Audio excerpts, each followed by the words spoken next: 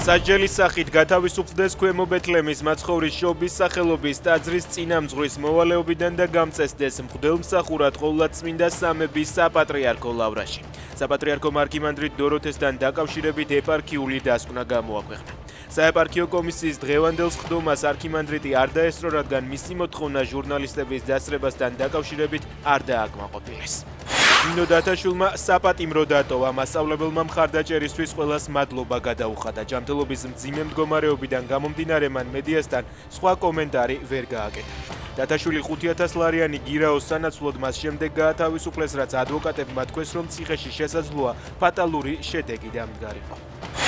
თუ პუტინი გადაწყვეტს ბრიუსელისკენ არაბირთული რაკეტის გაშვებას და ნატოს გულს დაარტყამს, ჩვენ მოსკოვს მიწასთან გავასწორებთ.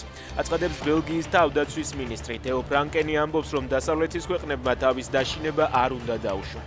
მის განცხადებას რუსეთის საელჩომ პროვოკაციული და უპასუხისმგებლო უწოდა. თურქეთში ქალაქ გებზეში 7 სართულიანი შენობის ჩამონგრევას 12 წლის მოზარდი ემსხვერპლა. ცხედარი შენობის ნანგრევებიდან მაშველებმა ცოტა ხნის წინ ამოასვენეს. ისევ ეძებენ 4 ადამიანს.